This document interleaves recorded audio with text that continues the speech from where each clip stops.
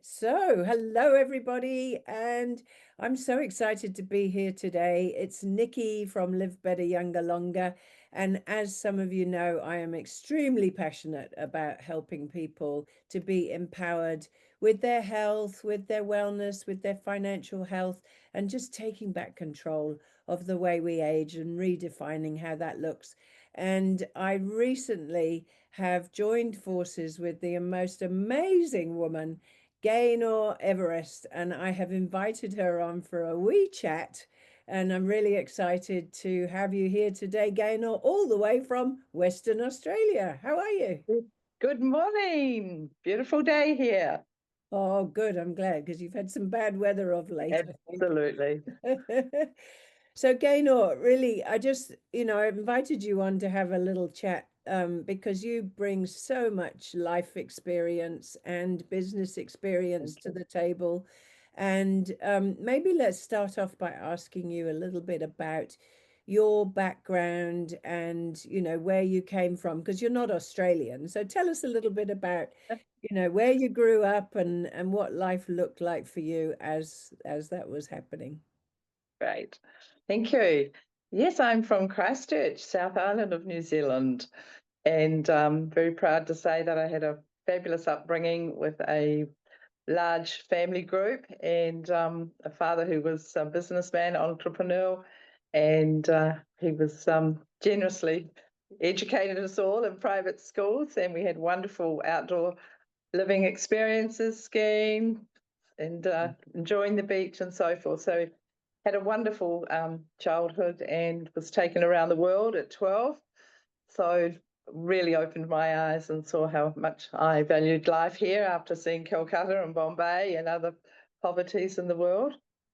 So I've had a wonderful upbringing, and I moved to the North Island and became a school dental nurse. So my first tertiary education in Auckland, and went on to continue to doing my creativity side of my life, and eventually had my own boutique in Christchurch where I enjoyed doing my own dress designing and had my own boutique. I came to live in the North Island of New Zealand in Raglan after marrying a surfer, and we had a cafe restaurant there as he had a background as a chef. Children were born there, two boys, and we had another adventure with my parents, and we developed a kiwi fruit farm in Te Puni in Tauranga, Bay of Plenty. And after 8 years there, we saw that the opportunities weren't as great as we had hoped, and a lot of chemicals in the environment which were affecting my husband and his eyes, etc. So we took a leap of faith. We sold everything, and we arrived in Perth in 1990 with a suitcase, a few $100s, and our two young boys. We're really blessed to take on the challenges that we had in front of us, and we managed hotels, licensed restaurants, and I also went back to doing some work in the health industry, working in the aged care industry. And prior to that, I had a wonderful experience with promoting education. After feeling very comfortable going into schools, I started selling World Book encyclopedias, which took me all around Western Australia.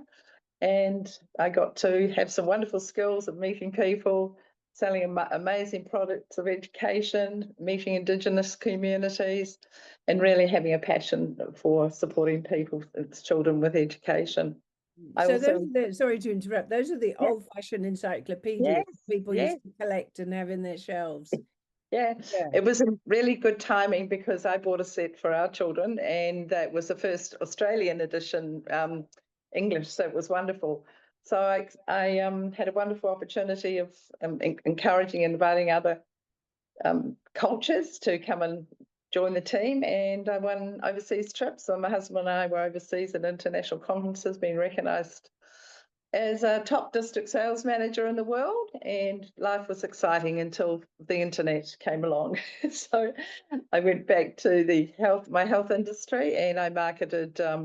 I worked for the Australian Medical Association training company, and I started up the programs there for training nursing assistants in the hospitals. So I was Wow. doing business development for 4 years, and then I continued to work for an entrepreneur and set up a home care agency, nursing agency, and enjoyed life. And then our boys grew up, and they left Perth for further afields, and my husband and I went to live in the Sunshine Coast, and we had 3 different businesses there. My husband had passion to going back to having a seafood fish and chip shop, and I also continued to do some training and education as well as he developed his business. Very hard work, and unfortunately, global financial crisis wasn't a good time in 2009, and we struggled with lack of tourism and so forth in those days. But we rose to the occasion. We kept our spirits up, and I went back to full-time training healthcare workers, particularly in the aged care and disability sector. So, yeah, love meeting people, passionate about supporting people in the community. And then, unfortunately, my husband passed away 5 years ago, and I decided to sell up everything I had on the Sunshine Coast. I was very blessed. It was post-COVID, so property prices were really good, but I took the plunge. I sold everything, absolutely everything, and bought a mobile home. So my staffy and I travelled around Australia from Cape York to Tasmania, back again to Darwin, across the Kimberleys to Broome, and back to Perth, where I'd bought an investment property. But when word got out that I was back in town, and my old training company, the Australian Medical Association, approached me and offered me work. So I worked casually, part-time, and training international students who would like to enter into our health industry as nurses. And of course, we train them up to be aged care workers, so in the certificate levels. So I keep myself very busy. I've got a gorgeous house here on the Sunshine Coast. I've managed to now focus on myself, my health, my wellness. Every year I go back to New Zealand and South Island to ski with my sisters. I had a wonderful trip to Japan in February, skiing with my 83-year-old sister. And we have a love for the mountains, so that's wonderful. Yeah. Well, before you move on, because there's so much in there, and I'm hoping that one day you'll write a book, because I think you are the epitome of resourcefulness and resilience, and really being able to pivot when life sends you curveballs, and like we never know. And I think, for those of a younger age who might be listening to this, life will bring ups and downs. It's not a straight line, and you can experience all kinds of things, from poor health to having to grieve a loved one, or having a failing business, or like with your encyclopedias, everything was absolutely thriving until the internet came along and disrupted the entire industry. And I think people forget that it happened with the taxi industry with Uber, or the hotel industry with Airbnb. Technology comes along and disrupts things. And it sounds to me like you're someone that's just embraced any downturn or challenge that's come your way, and you see it as part of the journey. Would you agree with that? Absolutely, yeah. Just keep up the confidence, and have faith, particularly in ourselves, and just move ahead, never give up. Yeah. What do you think is the one thing that's kept you so upbeat throughout your life then? Probably, very much my upbringing. My father, my grandparents, they were hardworking. They were, had their own businesses, market gardening. My dad rose, post-war, and became a highly acknowledged engineer. And I think just his aspiration to take on further challenges in his life after his business collapsing, and he bought a fabulous spot in the Queen Charlotte Sounds and set up Furno Lodge, that a lot of New Zealanders know about, and had the business there, and then decided to go into kiwi fruit. And he was, certainly later on in life. So I think my parents, just their examples too, and my grandparents, and of course, yeah, always, yeah, having a lot of faith and also, you know, having that continual support from family. Yeah. Yeah, yeah. And so recently we've crossed paths and collaborated together, and we're now involved in a global movement and community of people who are all about living better, younger, longer. And you're back in business. What do you think was the moment for you, or the wake-up call that made you think, enough is enough. I'm building something for me again now? Because I know you've built businesses before, but you've been back in employment. But why have you come back into entrepreneurship? I love meeting people. And of course, you know, you must believe in the product. I can see that, you know, the reputation and the investment that's been um, put into New Skin as a company, and the vision and the technology is just absolutely amazing, and where we're going. But yeah, working with a group of people who are inspiring, encouraging, and certainly the financial rewards will be there, which Mm, certainly is a legacy for my children, for my two boys. yeah. So hard, yeah. But Mm, being with a group of people that are looking for the opportunity, and are certainly very good, same mindset, positive, energetic, no negativity, and really happy, joyful people. yeah. Interesting you use the word legacy. And I think, certainly for me, that's, I find it more and more important, the thought that Yeah, I will be leaving not just money behind, but to be remembered for having made an impact, or doing something meaningful that has improved other people's lives in some way. Why is it important to you to leave a legacy? I guess again that's been installed in me, you know, from my grandparents and parents, but certainly in the challenges that our children have today. Mm, I want them to, you know, have that security.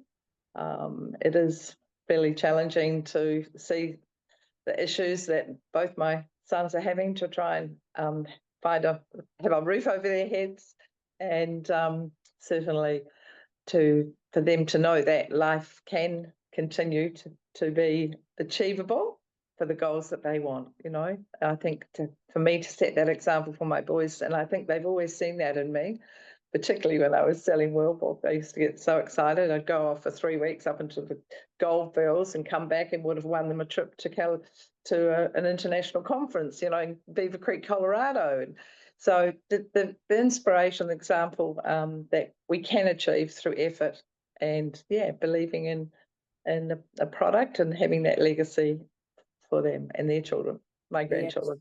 Yeah.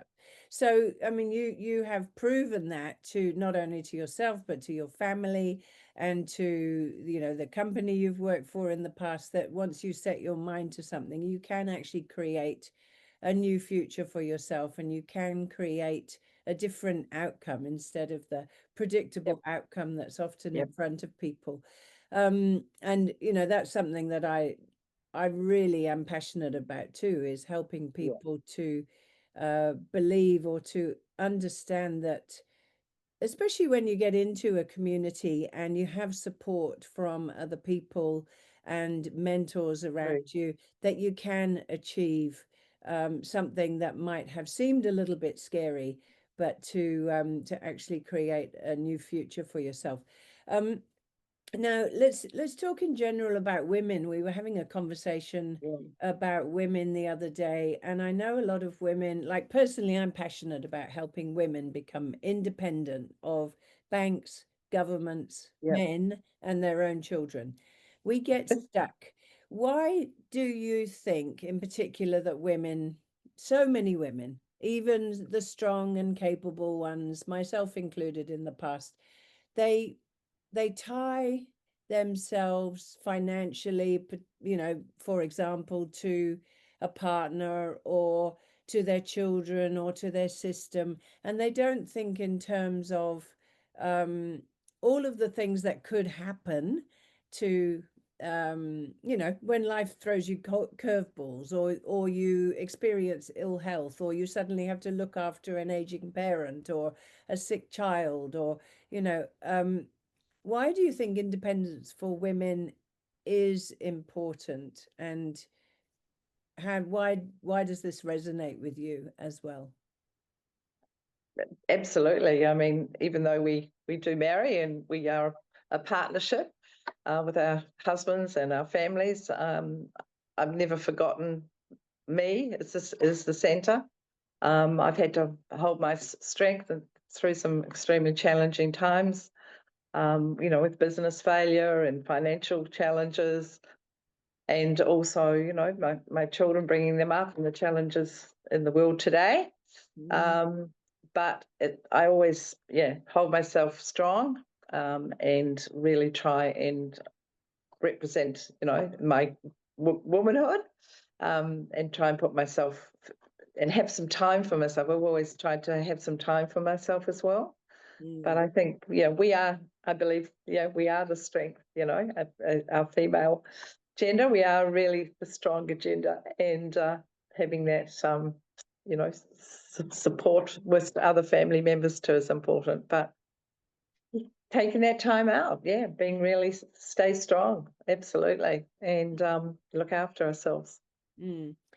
And if you, I agree with you, you know, and it is very important to build something for yourself, and as you say, be the center for yourself, you know, that you can Yep. always come back to you, and that no matter what, you'll be able not only to survive, but to be able to thrive, um, Hmm. and by finding your purpose, or there's a meaning, or you're Yep. helping other people, or however it looks for you. But if you could go back and I mean, neither of us are spring chickens, right? But if you could go back and talk to your, let's say, 21-year-old self, um, you know, what would you tell that young woman about building independence, or creating wealth, or not waiting for someone to come and save you? I'm not saying that you did, but what message might you send to that 21-year-old woman? Yeah, continue to strive and be ambitious as I was. Um, just focus on what I really wanted to achieve, and that was always to be independent and I guess self-employed. I was always focusing on that, always to have a second income, Mm, and enjoy, you know, the satisfaction of achieving my own businesses as well as being in mainstream as well. But looking back, I'm very pleased that I had the strength to, you know, to be independent. And I would say to myself, you did a great job, and I wouldn't change it for the world. well, good. No, that's great. Um, and you know, women of you know, say when you get over 60 years old, for example, there are a lot of women out there who are, they don't necessarily own their own home. They might be really struggling if they, you know, and having to take more menial jobs to be able to survive. So it turns into survival rather than, you know, being able to thrive. Would you agree with that? Do you see women around you Oh, that are it's, yeah, struggling these days? absolutely, yeah, Mm, definitely so. I mm, have, I'm unfortunate to friends who are in a situation, some are mm, even homeless just because they can't afford the housing pricing now yeah, after broken marriages and so forth. But yeah. very challenging for women to be locked into a job where they have to do minimal tasks and physical as well. Mm, So it's very challenging. absolutely.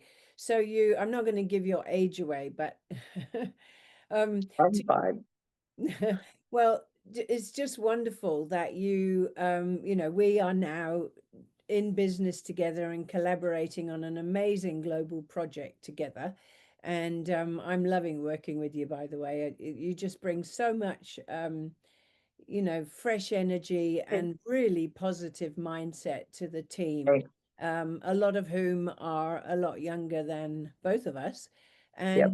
And you know, what would you, or what I'm interested in is your mindset and what you can share with possibly a younger woman um, about, because I remember, when we first talked and I said to you, like, let's set some outcomes for your business and a roadmap to get where you want to go. And do you want to go fast or slow? And you immediately said, fast, of course, because I haven't got time to mess around. Yeah. Yeah. So time Absolutely. does become our currency, doesn't Yes. it, to an extent. Yes. But what was it that, or what can you tell a woman about starting again at any age? Like, you obviously come from the mindset of Yep. it's never too late to start again, No. whatever that means or looks like. Can you tell me a little bit more about how you feel about that? I guess, yeah, it's just in my inner self, my inner soul that I want to enjoy life. I want to continue to enjoy life. I want to, um, still have financial, security and income, and still be around people that I enjoy, and at the same time learning, growing. I continue to grow myself. I think that's important. Yeah.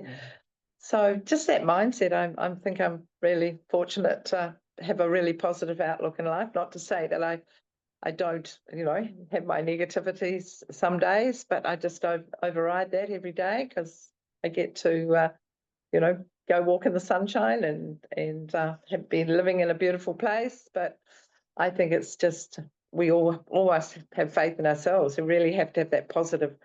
Don't be around negative people. Really choose your friends. I think that's important. Yeah. And yeah, look at your healthy lifestyle. Not to say that I, haven't reached out in the past when things are tough. Um, and for other crutches, but it's every day is a great day, and I'm so lucky and blessed to have my health, which is great. Yeah. And I know that you're now working and talking to so many people about what is possible through technology, through Yep.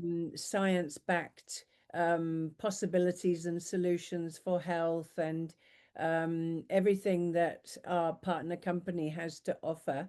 Um, and very exciting. What would you say to someone who is thinking of starting some kind of either side gig to have extra income, or who wants to throw themselves into it like you and I have done and create really security for the future and a legacy and something that is Yeah. what I call a meaningful business.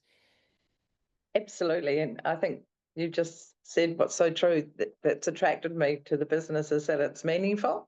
Mm. And of course, it's a great purpose. It's about health, and I think that's you couldn't want a better business in this is in our time. And with the technology, it's just exploding, and it's going to make the job so much easier Yes. than knocking on doors. So I knocked on doors for many years and met some fabulous people, multicultural people, and they all also took the opportunity to start their own businesses.